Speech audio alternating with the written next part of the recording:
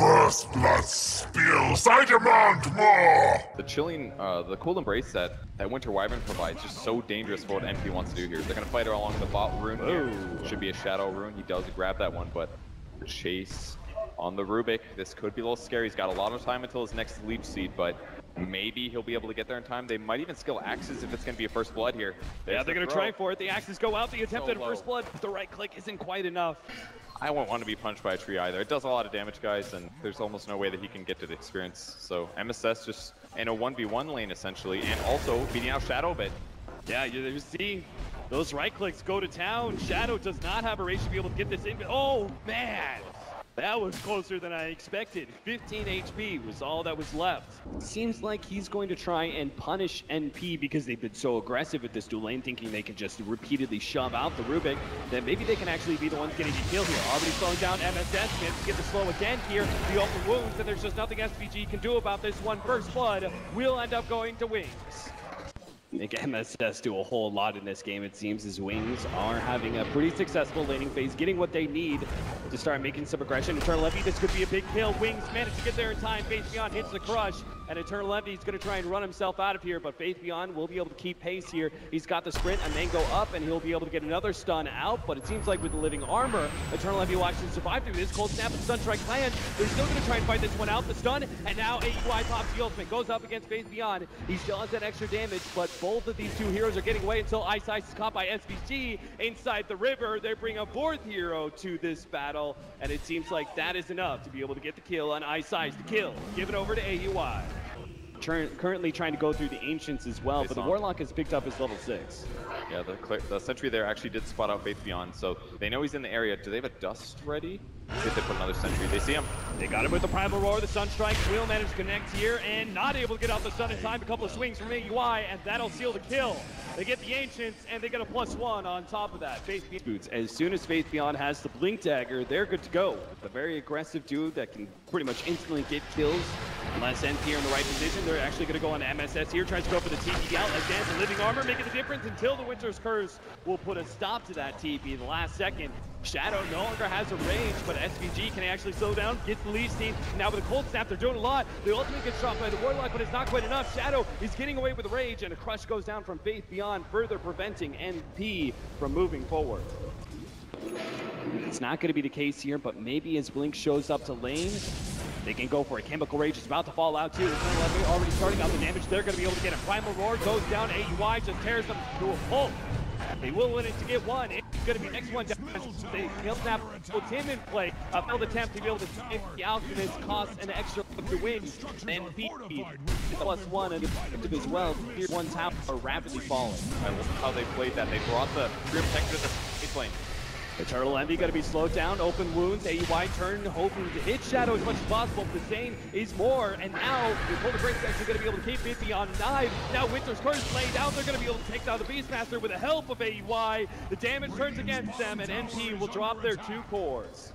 He's pretty close to a Sven, who's naturally supposed to be ahead, and net worth is another concerning metric for NP. They did see EnVy rotating up here with the Slardar ultimate, so surely EnVy knows this, and the smoke rotation comes around. This is so dangerous. He's going to pop his invis. They will throw out the dust. Eternal EnVy's already got some distance away. He's going to have to turn and fight. It looks like he might be able to pick up the 1 kill on Ice, but he doesn't have the magic damage to finish him off. That hold will be enough. They're going to be able to take down EnVy and will not lose the support in exchange. Well, they do get the bot racks at least. If you squash Wax Invoker, maybe that works, but on Exort, Quas is just difficult to survive.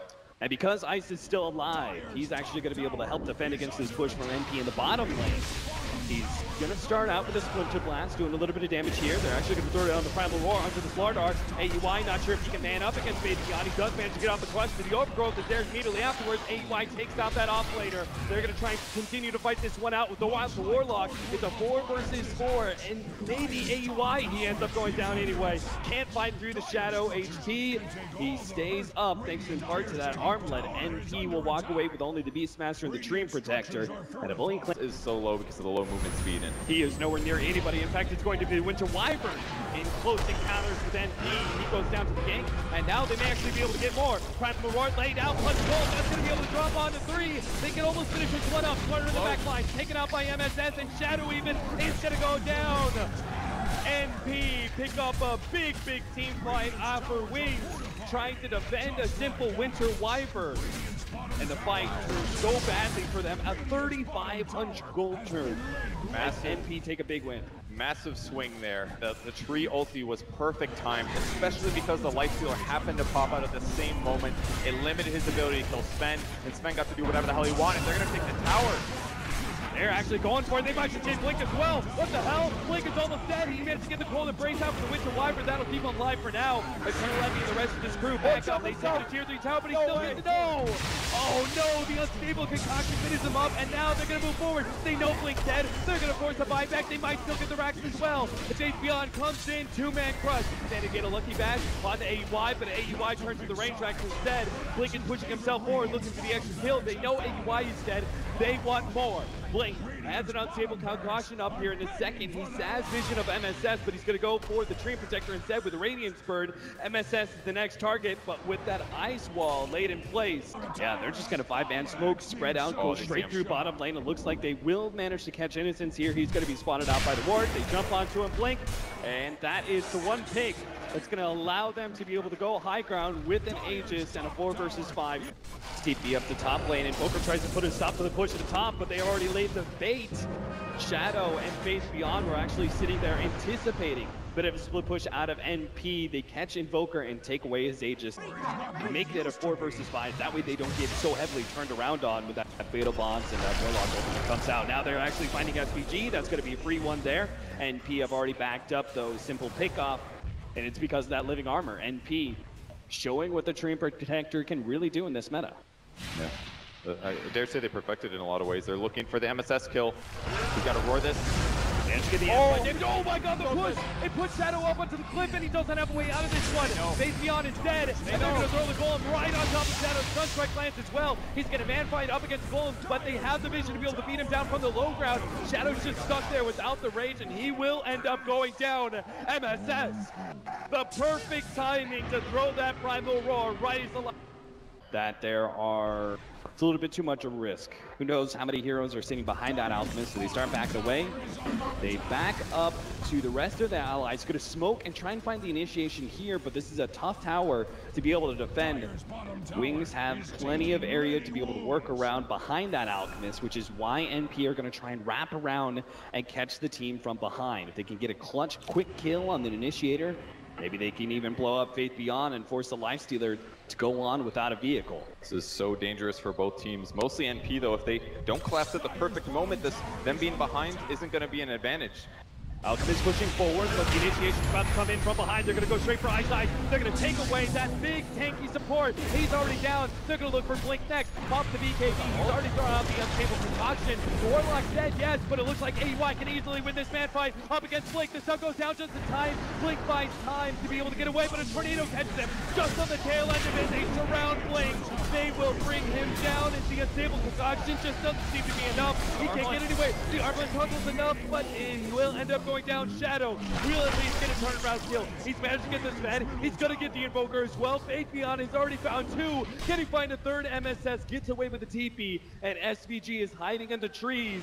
It's a gem pickup on Warlock, so NP very likely to control the map now. It's a big ward on the cliff. That one's kind of hard to spot. That would certainly help out, because this vision, you're going to see the power of it right here. Faith Beyond sees the opening. They're going to be able to instantly take out the Warlock. Wings are in pretty deep, though, and they have a few heroes around. They're going to be able to join the rest of the team in the IUI. They see the ward now, but it's a bit too late. They may still try to get a kill with this, though. We'll see. Oh, it's actually going to be Wings pushing forward. They pop the Shivas just for a bit of extra vision. They will manage to find SVG inside the river. And NP, you can see already, AUI starts backing up. He takes a small second hit on those Ancients. He wants to finish the rest of his farm. And attack speed for him in the last few minutes, between the AC and that item. Wings start their next assault on the NP base. NP looking for a way to be able to find initiation, but the Hawk, he doesn't show that Wings, Faith Beyond, and Shadow have already found the initiation on the Beastmaster. And Sven, well, he's got the 2-man Stormhammer, and maybe go for a second kill. Faith Beyond gonna be able to survive, and now the Winter's Curse will hold that Sven in place. Meanwhile, the Alchemist on the front lines has already taken on SVG, and he's beating on that tier 3 tower. It's about to finish up. He's gonna go for the Warlock kill, try and force out that ultimate, and he does successfully, and he still managed to get the Warlock kill. AUI, he's being kited around by these 3 heroes of Wings. and it seems like EnVy are just crumbling now in this game number 2. No buybacks whatsoever, and Eternal EnVy, the last man stand against the full 4-man of Wings inside their base. They had to get a good initiation, but with MSS getting jumped on first, they lose their Roar, their Necro 3, and their Gem, and he's going to try to slow this down. He can stop them from attacking for a long time, but he's got more allies coming. Tree ulti can stop things. Roar can stop things, but I don't know if it's going to be enough. It's just not going to happen. These tier 4s are going to be falling, and NP will concede. Wings take this grand final 2-0. Wings still looking so unstoppable, but NP almost had this. Game 1 should have been their game. Game 2... It was not enough.